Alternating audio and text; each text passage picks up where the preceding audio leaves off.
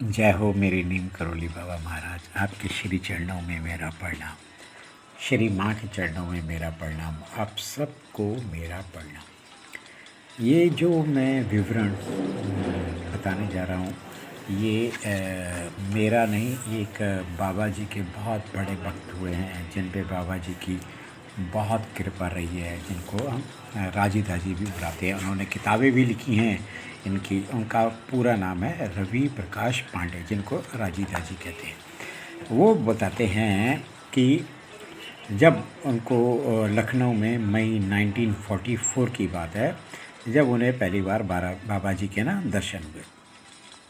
तो वो बताते हैं कि मैं ना इवनिंग में ऑफिस से वापस आ रहा था, तो घर के सभी लोग पड़ोस में बाबा जी के दर्शन के लिए उतावले हो रहे थे और मुझे भी साथ ले जाने के लिए कहा। अच्छा, मैं बाबा जी को तब जानता नहीं था कि कौन नीम करोली बाबा, जैसे मैं नहीं जानता था या आप लोग भी नहीं जानते होंगे।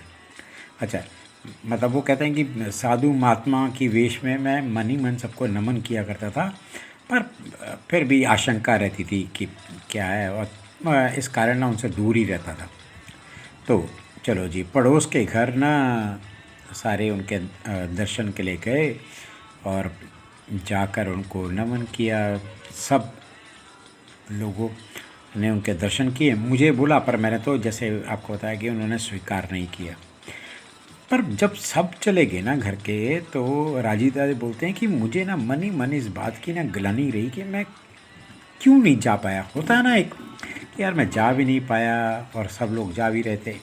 तो चलो, मैंने ना राजी दादी ने अकेले में बैठ के बाबा जी को अपने ना ध्यान में लगाया और कहा कि मतलब कन्फ्यूजन, मतलब जिसको बोलते हैं ना कि मैं करूं ना करूं, है ना, कि उन्होंने बोला कि अगर बाबा जी वास्तव में संत है ना, तो वो मुझे अपने पास बुला लें या मेरे घर पे आके मुझे दर्शन देने, मैं उनका कृतज्ञ हो जाऊंगा। तो उसी समय पड़ोस के घर में बाबा जी ना, बाबा जी और सारे मतलब मेरा परिवार था। तो उन्होंने मेरी बहन से पूछा, तेरा भाई कहाँ है, यहाँ क्यों नहीं आया?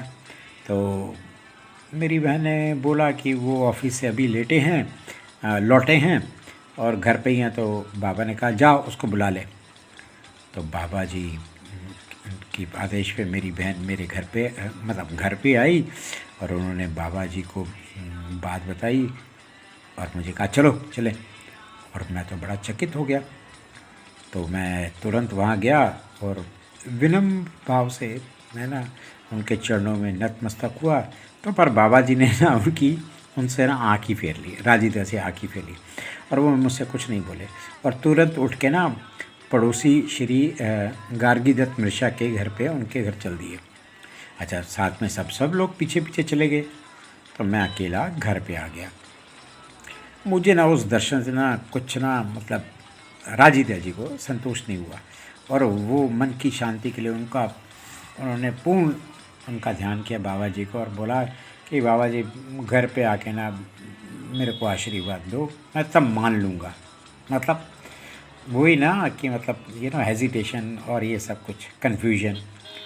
तो थोड़ी देर बाद राजीदा देखते हैं कि सब लोगों के साथ बाबा जी उनके घर पे आ गए और बाबा जी ने ना बोला कि हाँ भाई बताओ क्या है। सबसे बात की, बाबा जी का मेरे घर पे स्वागत हुआ। वो तख्त पर लेट गए, मैं उनके चरण दबाता रहा। वो सभी लोगों से बातें करते रहे, पर उन्होंने मेरे ऊपर नज़र भी नहीं डाली, जबकि मैं बड़ा उत्सुक था कि हाँ वो मुझसे बात करें। उसके बाद वो कार में बैठ के चले गए। बाबा जी ने भले ही बल मतलब मैंने जो भी राजी दाजी बोलते हैं कि जो जो भी मैंने उस समय बोला था वो तो हो गई, पर फिर भी ना मेरे को ना थोड़ा वैसा सा रहा कि मेरे मन में एक संचुक था कि क्या है बाबा जी की कैसी।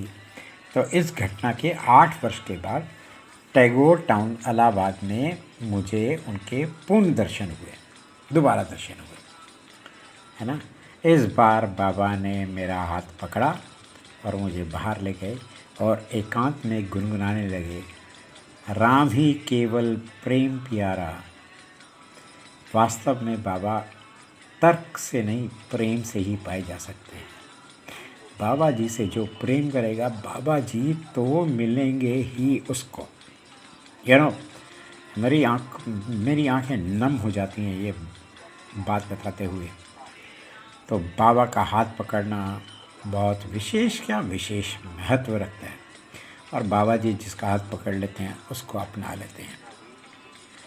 और उसके बाद राजी दाजी पे बाबा जी का हमेशा हमेशा हमेशा एक भरपूर आशीर्वाद रहा। और राजी दाजी ने किताबें भी लिखी हैं बाबा जी की। जय हो मेरे नीम करोली बाबा महाराज, हम सब का हाथ पकड़ लो बाबा जी, हम सब का उद्धार कर दो। जय हो मेरे नीम करोली बाबा महाराज, आपके श्री चरणों में मेरा प्रणाम, श्री माँ के चरणों में मेरा प्रणाम, आप सबको मेरा प्रणाम।